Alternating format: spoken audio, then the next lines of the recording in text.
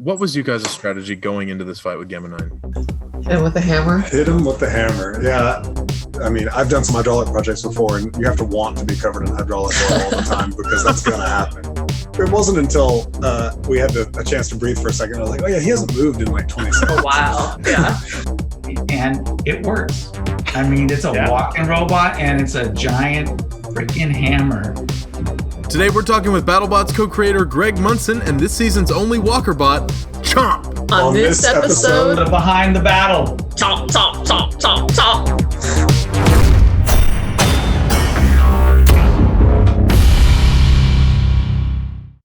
Hi everyone, I'm on with Zoe and Yasha from Team Chomp. How's it going, guys? Pretty well. Nice to talk to you. How did you two get started in robotics? Yeah, I competed first in BattleBots Long Beach, 1999. I was inspired by seeing Robot Wars, and I went and attended it in person while I was in high school. Finally built a robot 5 years later and brought it to Long Beach, and it did terribly. But after that, I went with pneumatics, and I built the Judge, and kind of been sticking with the pneumatics theme since then, since they're so much fun. And then when BattleBots was going to come back, I happened to work with a lot of folks who had done BattleBots in the past. And so they were writing to everybody and they were saying, we're going to come back, we're going to reboot. Will you build a robot? Because we know that you're a good builder. And for various reasons, a lot of the people around me, my coworkers, Yasha, other folks, they said, well, I can't right now, not this year. Yasha was doing a different robotics competition. We're too tired. We're too tired. Like, we got kids now, it's too expensive. And I was kind of thinking, I was pretty early in my career in engineering, and I thought, like, well, I could try that. What's the worst that can happen? I'll probably learn a lot. And so I wrote up a proposal for the first Chomp, which was this crusher. Mm-hmm. And I sent it in and I said, you don't know me, but I know all these people. Like, maybe they can vouch for me and would you take me? And they said, yeah. How did you kind of connect in the BattleBots? Yeah. So we are married. We were, It's true. It's true. Rings and everything. We were dating at the time. He was really involved in this other robotics project, but he did say, like, I can help you out some on just like figuring out how to even do this. I had never built a robot before. So he's been a part of the team, of the Chomp team, since the beginning. I would say that this year, especially with Chomp's legs, those are really Asha's baby. And he did a lot of it while I'm currently very pregnant. I'm 8 months pregnant. Yeah. And in the first part of pregnancy, often you're like really, really exhausted. So there was this period on the build of this current walking Chomp where really it was just like Yasha plugging away on making walking Chomp work. We're here with Greg Munson, the creator of BattleBots, with our special guest, Grant Cox.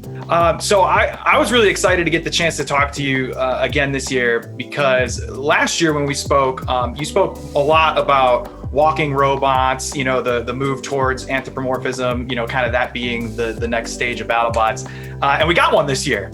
What did you think of Chomp this year? Yeah, we always knew Zoe and Yasha and their team were working on something for a while. They've been wanting to build this big, because all along BattleBots said, where do we set the limit? Is it twice? We finally said, okay, that's twice. It's going to be 500 pounds as long as it's a real walker. We actually had a meeting with Zoe, Yasha, Peter Abramson, Luke, our head of safety, Mark Satrakian was there, Scott LaValle was there. All these like really top engineers, smart people were there. We said, okay, let's make the rules for the walkers. And everyone agreed, just make it simple. And then people can submit designs. And then we'll say, that's a walker, or no, that's not a walker. How did the legs transpire? We've talked with Greg about the idea of making legs for a long time. And, back in the day, Mark Satrakian did make some legged robots. Mm-hmm. And they were beautiful, but they faced all the problems that you would expect with legs. Like the level of complexity is so much higher than wheels. Like you can make a robot with two motors and 2 wheels, and it drives great.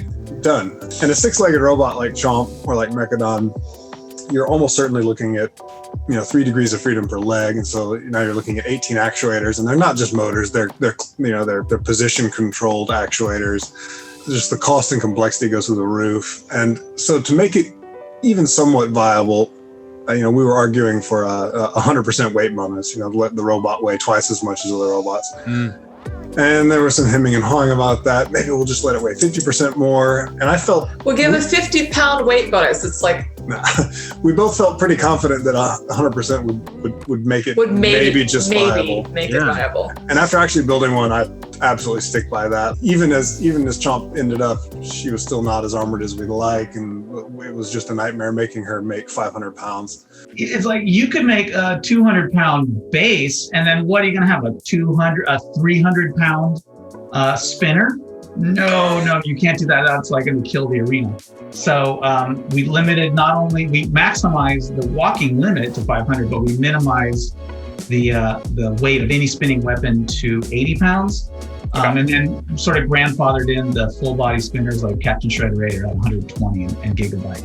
And all this was sort of predicated upon, for years, obviously, we wanted to do a walking class. Mark Zatrakian's been teasing building something, but it was really Zoe was sort of the catalyst of getting these rules out there because she wanted desperately to update Chomp and make it a walker.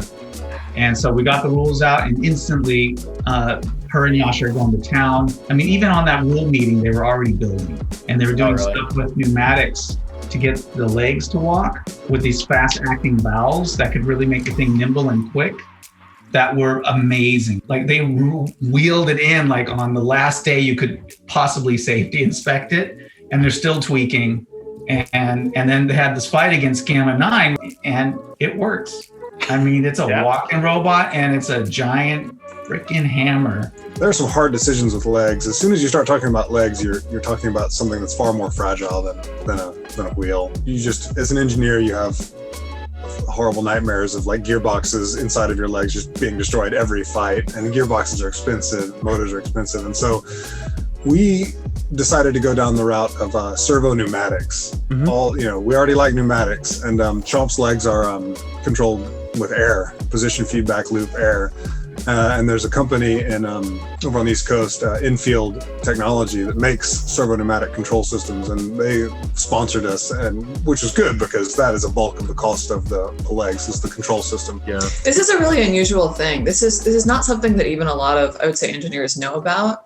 That you can get a servo controller for a pneumatic cylinder. So people are used to the idea of servo controllers for motors, but what Enfield is doing is unusual, and I'm kind of surprised it's not more widespread and more widely used, because being able to, not just have the cylinder go bang to 100 or bang to 0, but say I want it to go to 45% and then stay there, or I want it to do this profile over time. Those are worlds apart and different in terms of how controlled a motion you can have.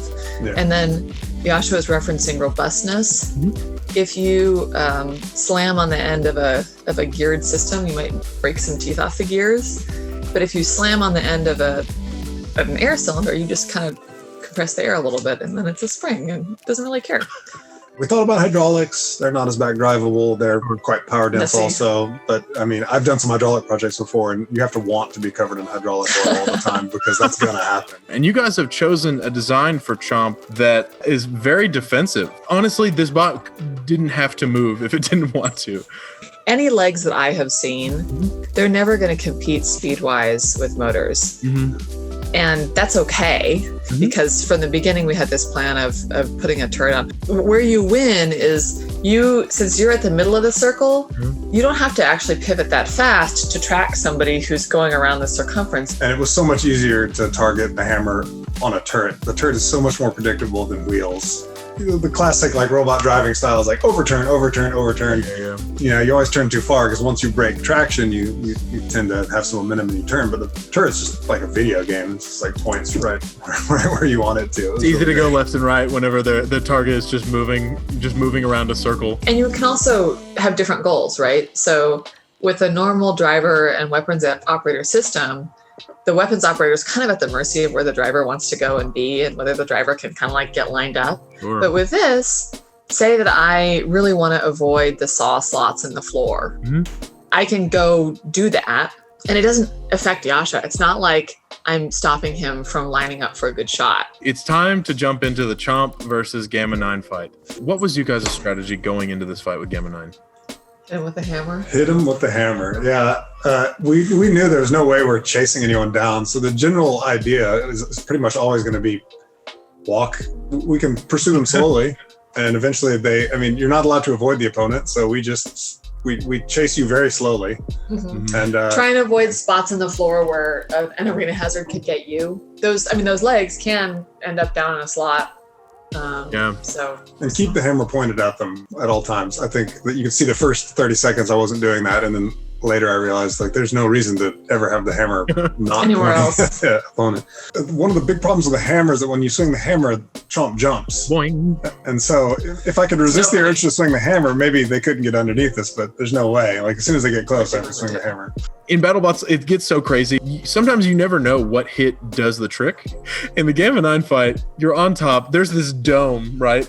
And you guys just chop, chop, chop. most robots don't attack from above, right? Yeah. So if you can be underneath someone, usually you're in like the glory position. But with a hammer, especially a hammer that can spin around and point in any direction, it's gravy if you're on top of somebody, which we hadn't thought about a whole lot. And I think we realized that like halfway through the fight, like, oh, we don't need to train to get off them. Actually, this is really good. It's not that they're underneath us, we're on top of them. I hadn't realized how far in the hammer went before I saw the video, but it's like in there. I think we were blocked. Like we could see were, the back of behind it or Chomp. something. I just saw the hammer was swung and it wouldn't retract. I'm like, that's probably a good thing. It wasn't until we had a chance to breathe for a second. I was like, oh yeah, he hasn't moved in like 20 seconds. Oh wow, yeah. So Zoe and Yasha, it has been amazing talking to you guys. I cannot wait to see what Chomp gets up to in the rest of the season, and I hope to talk to you guys super soon. Yeah, lovely to talk to you. Thank you. Nice talking to you. Always be chomping. Chomp, chomp, chomp, chomp. Join us next time for more exclusive interviews on the Hexbug YouTube channel, and make sure you like and subscribe so you don't miss a second of the action. Thanks for watching.